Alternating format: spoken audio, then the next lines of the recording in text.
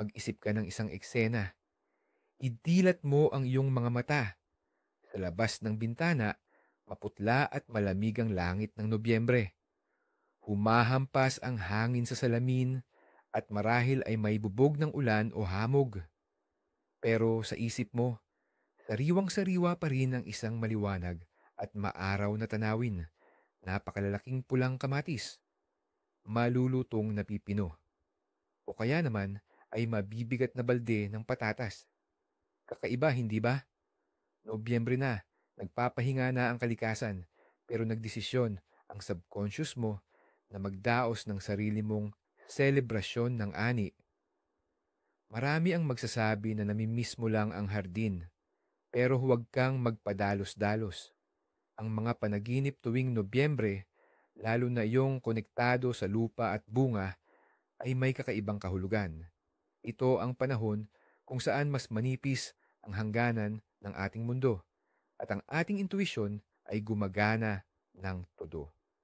Sa video na ito, malalaman mo ang dapat malaman ng bawat hardinero tungkol sa kanilang mga panaginip. Pag-aaralan natin kung kailan ang repolyo sa panaginip ay senyalis ng pera at kailan naman ito hudyat ng gusot. Bakit ngayon mo napapanaginipan ang mga kamangtaniman at paano ka ililigtas ng panaginip na ito mula sa pagkawala ng ipon o sa sakit? Handa na bang malaman ang katotohanan? Kung gayon, maghanda na at umayos ng upo. Bago tayo sumisid sa mga detalye, unawain muna natin kung bakit ito nangyayari sa iyo. Ang Nobyembre ay buwan ng pagbabago. Para sa hardinero, ito ang panahon na sarado na ang pisikal na season, pero mental, nandoon pa rin tayo. Nasa bukid, nakaimbak na ang mga gamit sa kamalig, at nasa bodega na ang mga inatsarang pagkain. Pero ang utak natin, nasanay sa 6 na buwang aktibidad, ay hindi agad makapagpreno. Tinatawag itong phantom activity ng mga psychologist. Naaalala pa ng iyong mga kamay ang lupa. Gayunpaman, sa pananaw na esoteriko, ang Nobyembre ay buwan ng pagtatala ng mga resulta ng taon. Ito ang panahon ng Scorpio at Sagittarius. Panahon ng matinding transformasyon. Ang makita ang ani ngayon ay nangangahulugang makita mo ang bunga ng iyong pinaghirapan, hindi lang sa paghahardin, kundi pati na rin sa iyong buhay. Ito ay isang simbolikong pag-uulat sa sarili mo para sa buong taon. Ito ang dahilan kung bakit ang mga panaginip sa Nobyembre ay itinuturing na pinakatotoo. Hindi ito tungkol sa susunod na tag-init. Ito ay tungkol sa kasalukuyan mong kalagayan at sa mga nakatagong yaman na naipon mo bago sumapit ang taglamig. Sige, paghiwa-hiwalayin natin ang bawat simbolo. Unahin natin ang pinakasentrong imahe, ang kasaganaan. Napanaginipan mo raw na nakatayo ka sa gitna ng hardin at grabe ang dami ng ani. Nagkakabali-balian na ang mga sanga at punong-puno ng bunga ang lupa. Kapag sa Nobyembre mo ito na panaginipan, malakas na senyalis yan ng kalakasan ng iyong enerhiya. Kung sa panaginip mo, nakakaramdam ka ng tuwa at gaan ng loob, ibig sabihin, sapat na ang naipon mong lakas para malampasan ang taglamig ng walang lungkot o sakit. Ang internal na baterya mo ay fully charged. Ito yung sinasabi ng panaginip. Good job! Na-achieve mo ang mga goals mo ngayong taon. Pero may kabaliktaran din. Kung sa dami ng aning ito, nakakaramdam ka ng pagod or kaba, o iniisip mo na lang, saan ko pa ito ilalagay lahat? Ito na ang red flag o alarma. Sobra-sobra ang pinasan mong responsibilidad sa totoong buhay. Sumisigaw na ang utak mo sa sobrang overload. Ang Nobyembre ay humihingi na ng pahinga, pero mukhang tuloy ka pa rin sa pagtatrabaho ng walang humpay. Dumako na tayo sa mga konkretong halimbawa. Ang mga pulang gulay at prutas, ang kamatis, sili at pulang mansanas. Ang kulay pula, lalo na kung makita sa panaginip ng Nobyembre, ay laging kumakatawan sa init ng damdamin at matitinding emosyon. Pero hindi lang ito tungkol sa romansa.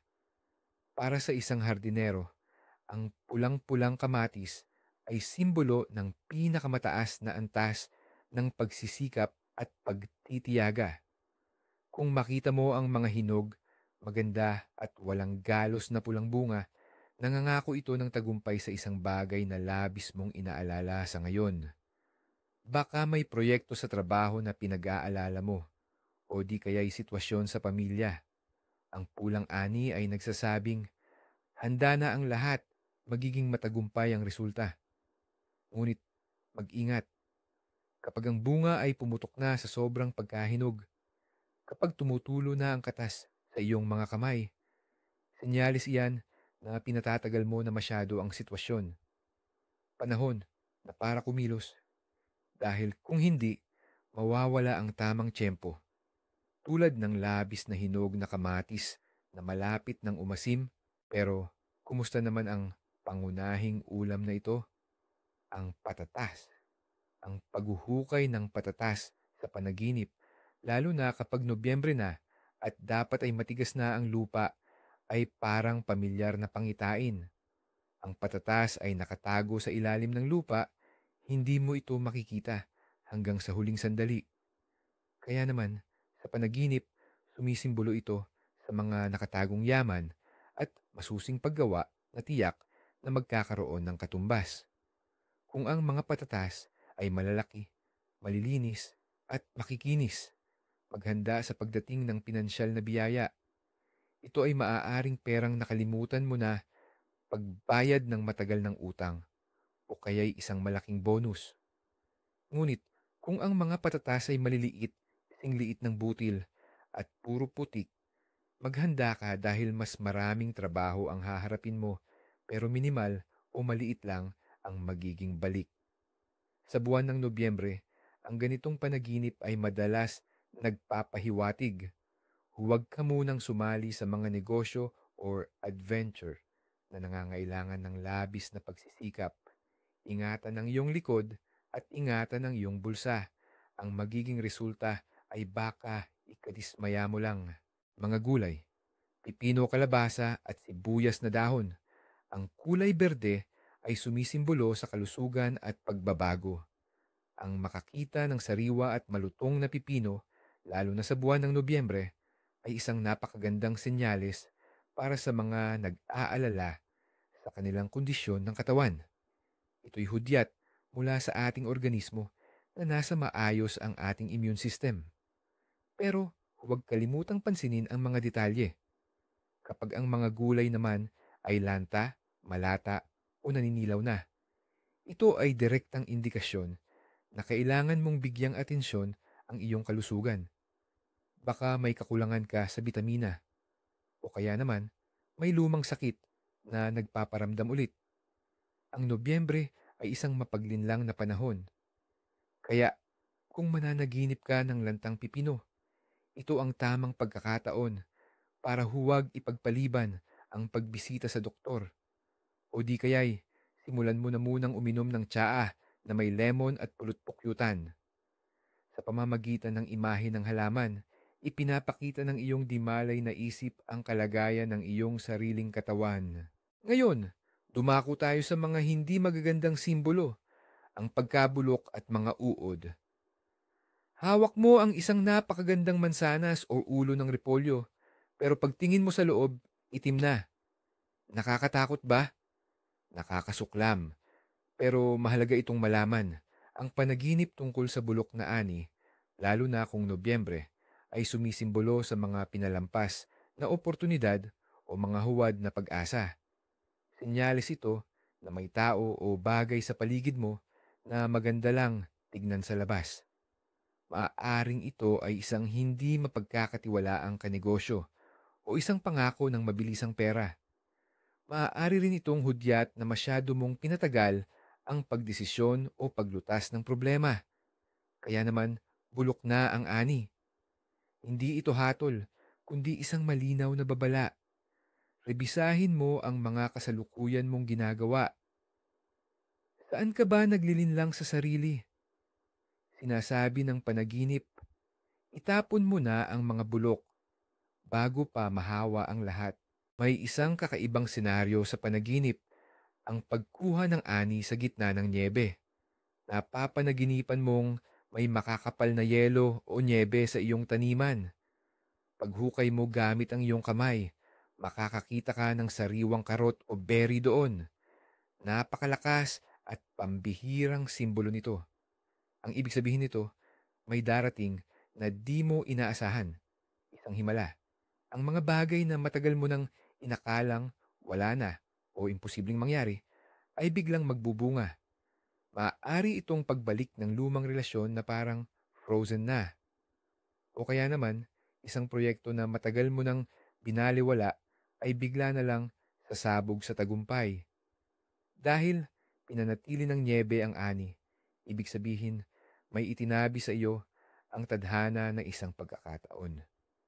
Kung nakita mo ang ganitong panaginip, huwag kang matakot na balikan ang nakaraan. Doon, sa ilalim ng yelo ng limot, naghihintay ang iyong gantimpala. Ang importante, huwag kang matakot na magpalamig ng kamay, na ang ibig sabihin ay magbigay ka ng sapat na pagsisikap, gigantism, mga kalabasang napakalaki, o kaya naman mga squash na kasing laki na ng bangka, pati ba naman mga berry kasing laki na ng kamao. Parang, senyalis ba ito ng malaking kayamanan? Hindi po palagi. Sa sikolohiya ng panaginip, ang gigantism ay madalas tumuturo sa tendensya mong palakihin o i-exaggerate ang kahalagahan ng mga bagay. Sa madaling salita, ginagawa mong bundok ang sibuyas. Ngayon, kung ang dambuhalang gulay na ito sa panaginip mo ay nakakatakot, nakakabigat, o halos kainin na ang buong espasyo, ang ibig sabihin niyan, may issue sa buhay mo na ikaw mismo ang nagpalaki at nag-udyok sa hindi ka panipaniwalang sukat. Sobrang nakatutok ka sa isang bagay lang. Pero kung tinitingnan mo naman ang dambuhalang bunga na may pagmamalaki at paghahanga, aba doon, sinyalis na yan ng malaking tagumpay at pagkilala sa iyong kakayahan o autoridad. Masasatisfy ang iyong ego. Makukuha mo ang atensyon at pagkilalang matagal mo nang hinahangad. Mga bakanting kama, naglalakad ka sa hardin ngayong Nobyembre habang nananaginip at ang makikita mo, wala, puling itim na lupa, bagong bungkal. Nakapagtataka, pero isa ito sa pinakamagandang panaginip na pwedeng makita ngayong Nobyembre. Simbolo ito ng malinis na pahina. Nangangahulugan na natapos mo na ang lahat ng siklo, nabayaran mo na ang lahat ng utang, at naisara mo na ang mga bagay na dapat isara. Handa na ang iyong kaluluwa sa pagpapahinga. Nagpapahinga ang lupa, kaya dapat ka ring magpahinga. Walang damo, walang kalat. Ibig sabihin, maayos ang nasa loob ng iyong isip. Ito ang panaginip ng pahintulot. Pahintulot sa sarili na mag-relax, tumigil sa pagmamadali at pagpaplano. Lasapin mo ang kawalan dahil ito ay mayabong. Sa malinis na lupaing ito mismo, sisibol ang pinakamahuhusay mong ideya pagdating ng tagsibol. Huwag kang matakot sa kawalan dahil dito nakatago ang napakalaking potensyal. Mga damo sa Nobyembre. Kung napanaginipan mo na, sa kabila ng malamig na panahon, puno pa rin ng mga ligaw na damo or burya ang iyong hardin tulad ng krapiba or lebeda. Isa itong malinaw na senyales ng mental na basura. Ang mga damo na ito ay kumakatawan sa mga paulit-ulit na iniisip, mga takot, at maliliit na sama ng loob na hindi mo inalis o nilinis sa loob ng taon. Nakayanan pa nilang lampasan ng lamig at patuloy silang humihigop ng lakas at sigla mula sa iyo. Ang ganitong panaginip ay nagsasabing may daladala kang sobrang bigat papasok sa taglamig, galit sa kapitbahay, inis sa boss, o kaya naman pagkadismaya sa sarili. Tandaan, matibay ang mga damo. Kung hindi mo sila aalisin ngayon, pagdating ng tagsibol, sasakalin niya ng lahat ng maganda at may silbi sa buhay mo. Kaya't gumising ka at magnilay. Ano ba talaga ang gumugulo sa isip ko? Sino ba ang hindi ko pa napapatawad? Magsagawa ka na ng general cleaning sa iyong isip. Kung hindi, sisirain ng mga mental na damo na iyan ang buong karanasan mo sa taglamig. Aksyon. Dinidiligan ang hardin sa Nobyembre. Nakatayo ka, hawak ang hose o regadera at nagbubuhos ng tubig sa nagyayelo o maputik na lupa. Kahangalan ba? Sobra. Kung luhika ang pag-uusapan, aksaya lang ito sa oras. At ito mismo ang sinasabi ng panaginip. Inaaksaya mo ang iyong emosyon dahil ang tubig sa panaginip ay laging sumisimbolo ng damdamin sa isang sitwasyon na hindi pa pwedeng umunlad o magbunga. Sinisikap mong buhayin ang isang bagay na dapat ay natutulog pa. Marahil, pilit mong inaayos ang relasyon sa isang taong malamig at sarado ang puso at isip ngayon. O kaya naman, pinipilit mong pabilisin ang mga pangyayari sa trabaho kahit na stagnant ang merkado o negosyo. Ang panaginip ay sumisigaw. Huminto ka na. Isara mo na ang gripo. Ang tubig ay magiging yelo lang. Hayaan mo na ang sitwasyon hanggang tagsibol. Sa ngayon, wala kang mapapala sa iyong pagsisikap. Mag-aaksaya ka lang ng lakas. Mga kapitbahay sa taniman. Napapaginipan mo ang sarili mong halamanan, pero bigla na lang itong pinamamahalaan ng mga kapitbahay o hindi kilalang tao. Kinukuha nila ang iyong mga ani o kaya naman ay sinisira lang ang mga pananim. Ito ay isang klasikong panaginip na nagpapahiwatig ng paglabag sa iyong personal na limitasyon or boundaries. Pakiramdam mo, may taong sobrang nakikialam sa buhay mo, nagbibigay ng payong hindi mo naman hiningi o kaya'y inaangkin ang mga tagumpay mo. Sa mga panahon na mas nagiging sensitibo tayo at mas nakatutok sa ating sarili, lalong tumitindi itong pakiramdam ng panghihimasok. Kung sa panaginip ay nagawa mong itapoy ang mga nanghihimasok, magaling. Ibig sabihin, kaya mong ipagtanggol ang sarili mong interes. Pero kung nakatayo ka lang at wala kang magawa habang dinadala nila ang iyong repolyo, kailangan mo nang matutong magsalita at magsabi ng hindi sa totoong buhay. May taong umaabuso sa kabaitan mo at seryosong hindi ito matanggap ng iyong subconscious. Exotismo. Isipin mo, mga pinya na tumutubo kasama ng patatas o kaya mga palma sa bakuran mo imbis na puno ng mansanas. Kung sa panaginip mo nitong Nobyembre, may makita kang ganap na dayuhan o exotic tulad ng mga nabanggit sa sarili mong hardin, maghanda ka dahil may darating na sorpresang malaki. Senyalis iyan ng isang unconventional na solusyon sa problema. Maghahandog sa iyo ang buhay ng isang pagpipilian na hinding-hindi mo inasahan. Para itong nakakita ka ng saging na tumubo sa disyerto. Hindi man siya makatuwiran pero nakakatuwa. Ang panaginip na ito ay nananawagan sa iyo na palawakin ang iyong pananaw. Baka naman, oras na para subukan ang bagong paraan ng pagkakakitaan.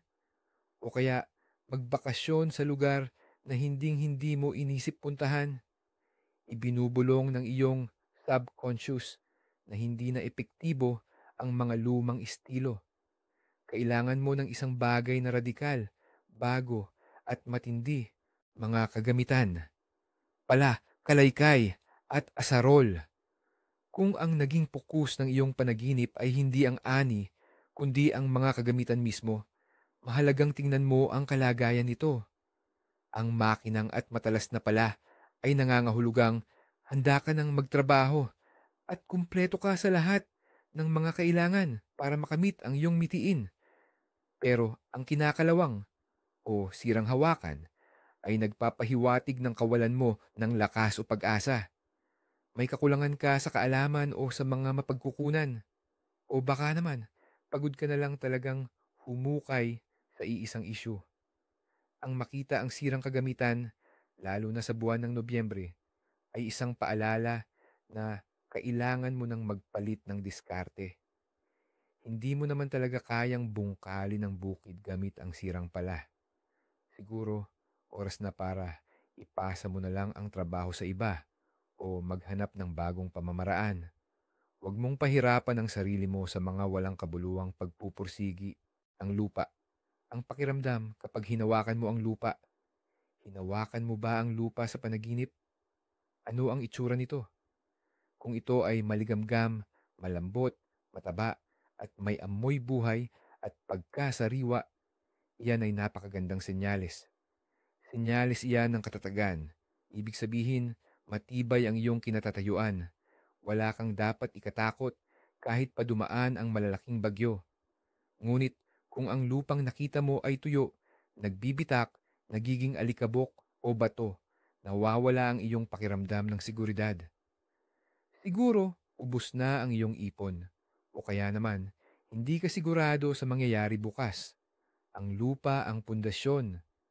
Kaya, kung masama ang lupa sa panaginip mo, kailangan mong ayusin ang pundasyon ng iyong buhay, ang iyong pinansyal, tahanan, at mga pangunahing pangangailangan. Maghanda, patibayin ang iyong sarili tungkol sa bakod at mga harang. Ang makita sa panaginip ang bakod sa paligid ng iyong hardin o personal na espasyo ay sumasalamin sa proteksyon. Kung ang bakod ay matibay at mataas, ligtas ang pakiramdam mo. Pero baka naman masyado mo nang sinasara ang sarili mo sa mundo. Baka masyado ka nang nagkulong at nagretiro muna sa buhay. Sa kabilang banda, kung ang bakod ay sira-sira o may butas, ibig sabihin ay marupok ang iyong pakiramdam. Pakiramdam mo, madali na lang may makakapasok at makakasakit sa iyo. Sa mga panahon ng kawalan ng katiyakan, natural lang na tumitindi ang pag-aalala at kaba. Ayusin mo ang bakod sa iyong panaginip. Isipin mo o i-visualize mo kung paano ka nagpapako at nag-aayos. Ito ay simpleng psychological technique na makatutulong sa iyo upang mas maging panatag at kumpiyansa ka, pati na rin sa totoong buhay, buwan at gabi. Kapag ang mga panaginip ay nagaganap sa gabi, sa ilalim ng liwanag ng buwan, mas lumalalim at nagiging misteryoso ang lahat ng kahulugan. Ang hardin na tinatamaan ng sinag ng buwan ay kaharian ng malalim na kutob or intuisyon at ito rin ang lakas ng enerhiyang pambabae. Pakinggan mong mabuti at bigyan ng pansin ang iyong mga panaginip dahil sa mga gabing ganito, dumarating ang mga pangitain. Kapag may itinatanim ka sa ilalim ng buwan, nagtatanim ka ng plano para sa napakalayong hinaharap. Ito ang mga binhi ng kapalaran. Maging maingat sa kung anong eksaktong itinatanim mo. Ang hardin sa ilalim ng buwan ay hindi gusto ng pagmamadali at gulo.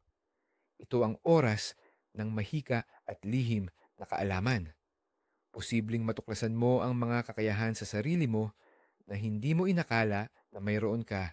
Pagbebenta ng iyong ani. Napanaginipan mo ba na nasa palengke ka at nagbebenta ng mga bagay na ikaw mismo ang nagtanim o nagpalaki? Ito ay panaginip tungkol sa pagpapalitan ng enerhiya. Kapag mabilis na nabebenta ang iyong paninda at kumikita ka ng malaki, senyalis yan na handa ka ng ibahagi ang iyong karanasan at kaalaman. Handa rin ang mundo na magbayad para dito. Ibig sabihin, ikaw ay in demand or mataas ang iyong halaga. Ngunit kung walang gustong bumili ng iyong mga produkto at ito ay nagdudulot lang ng pagkasira sa lamesa, maaaring ipinipilit mo sa ibang tao ang mga bagay na hindi naman talaga nila kailangan. O baka naman, hindi mo binibigyang halaga ang sarili mong trabaho, kaya ka nagbebenta ng sobrang baba or nagde-dumping. Pag-isipan mo, saang bahagi ng buhay mo ka nagbibigay ng marami pero kaunti lang ang bumabalik sa iyo? Ang panaginip na palengke sa Nobyembre ay isang magandang pagkakataon upang muling suriin ang iyong pagpapahalaga sa sarili, mga ibon sa ating bakuran o gulayan, tulad ng mga uwak na tumutuka sa ani, o kaya naman mga maya. Sa panaginip, ang mga ibon ay may dalang balita. Kapag nakita mong may itim na uwak sa hardin, senyalis yan ng masamang balita o kaya'y matinding tsismis. Ibig sabihin, may nag-uusap at nagbabalik balita tungkol sa iyo ng palihim. Pero kung ang lumabas naman ay grupo ng mga masisiglang maya o iba pang maliliit na ibon, asahan mo, may kaunting abala sa bahay o di kaya'y pagmamadali. Ngunit huwag kang mag-alala, wala namang masamang idudulot iyon. Pero kung bigla mong mapanaginipan ang isang malaki at mahalagang ibon, gaya ng tagak, stork o kuwago, owl, na naglalakad sa gitna ng iyong gulayan, isa itong malinaw na tanda ng proteksyon at patnubay ng taas. Ang karunungan sa kuwago o ang pagdadagdag sa pamilya sa tagak ay nasa pintuan na ng inyong tahanan.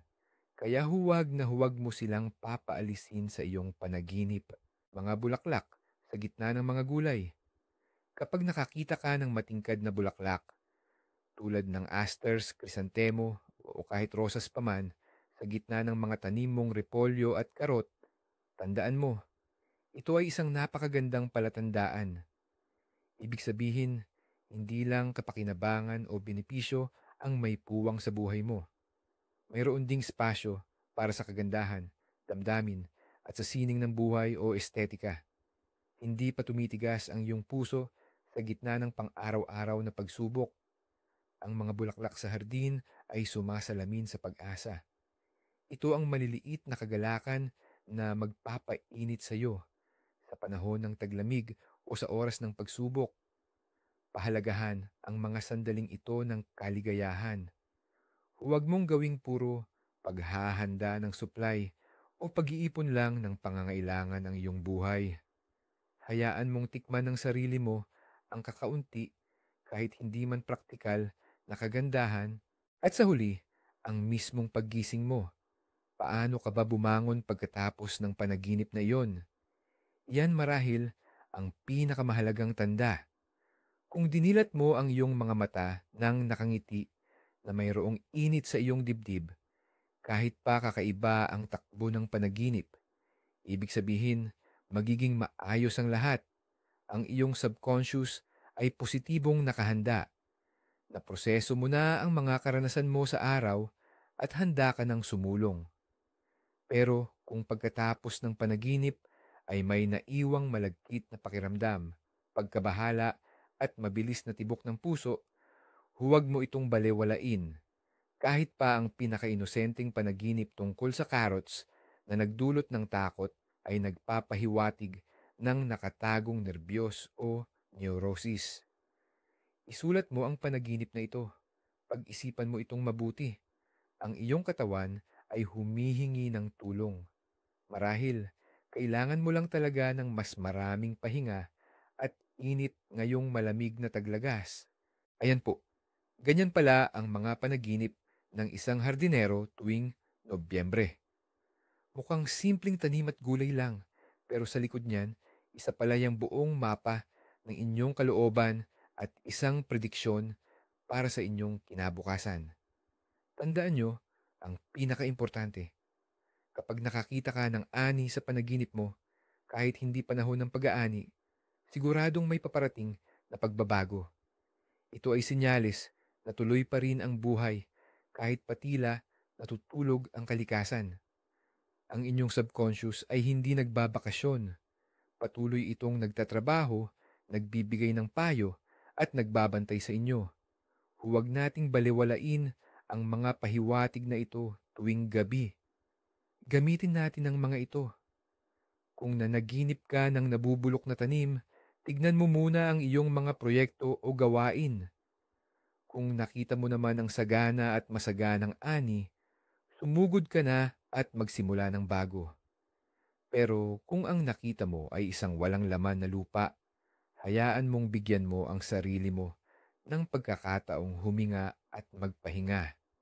Inaasahan naming makakatulong ang video na ito para mas maintindihan mo ang iyong sarili at ang iyong mga panaginip. Ano naman ang panaginip mo nitong mga nakaraang araw? Mayroon ba kayong mga prophetic o totoong panaginip tungkol sa paghahalaman, lalo na tuwing taglamig? Ibahagi nyo ang inyong mga karanasan sa comment section.